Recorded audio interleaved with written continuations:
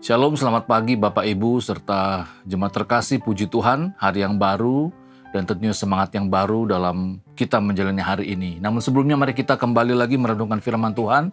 Hari ini kita akan melihat dalam kitab Hakim-Hakim pasal yang ke-13, ayat yang pertama sampai ayat yang ke-8.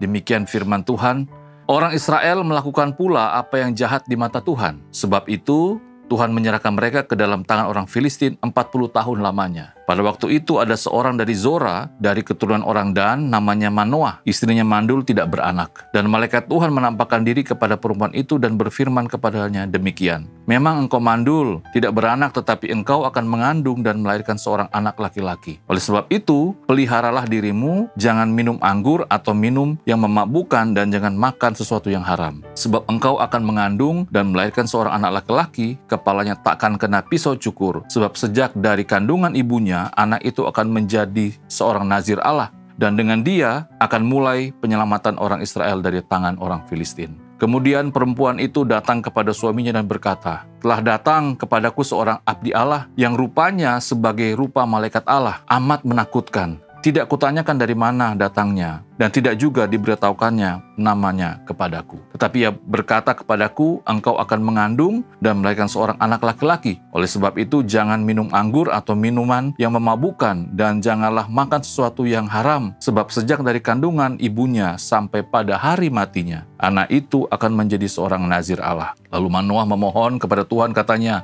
ya Tuhan, berilah kiranya abdi Allah yang kau utus itu datang pula kepada kami dan mengajar kami apa yang harus kami perbuat kepada anak yang akan lahir itu. Demikian bacaan firman Tuhan, berbahagialah yang mendengar dan mengindahkan firman dalam kehidupannya hari lepas hari. Kalau kita melihat bagian firman Tuhan ini, sekali lagi ini adalah situasi kondisi di mana bangsa Israel berada dalam situasi kondisi yang sekali lagi sulit karena dosa, karena ketidaktaatan, makanya Tuhan mengutus bangsa Filistin untuk menjajah orang Israel 40 tahun lamanya. Tetapi sekali lagi karena kasihnya, karena Tuhan tidak pernah melupakan janjinya akan bangsa ini, sehingga Tuhan mengutus seorang hakim.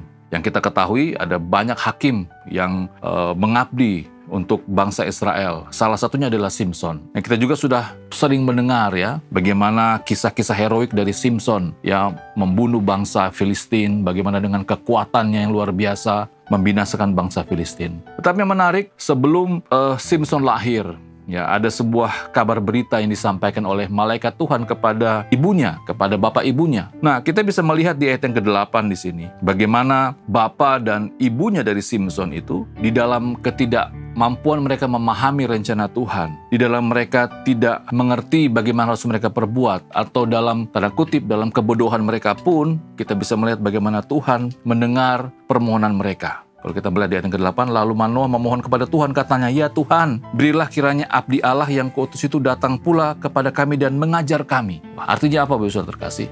Artinya, sekali lagi di dalam konteks kita, mungkin kita tidak mengerti apa rencana Tuhan dalam kehidupan kita. Mungkin kita tidak paham apa maksud Tuhan dalam kehidupan kita. Mungkin Tuhan sudah punya rencana yang indah dalam kehidupan kita, tapi kita tidak mengerti. Tapi kita belajar bagaimana kita harus datang kepada Tuhan dan memohon agar Tuhan menolong kita, memampukan kita memahami, mengerti. Dan kita bisa melihat di ayat yang ke-9, maka Allah mendengarkan permohonan Manoah. Artinya, Tuhan mau membantu, Tuhan mau menolong, Tuhan mau memberikan jalan keluar, Tuhan mau menolong agar Manoah dan istrinya dapat memahami apa yang harus mereka perbuat. Jadi, Bapak Saudara terkasih, jangan berkecil hati, jangan bersusah hati. Apapun situasi kondisi yang kita alami, kalau itu rencana Tuhan dalam kehidupan kita, Tuhan pasti akan menolong dan memberikan kita jalan keluar dan akan membantu kita. Kiranya firman Tuhan di pagi hari ini kembali lagi mengingatkan kita bagaimana seharusnya kita terus bersandar kepada Tuhan, berusaha untuk mengerti rencana dan kehendak Tuhan dalam kehidupan kita. Kita berdoa. Tuhan, terima kasih, kami bersyukur bahwa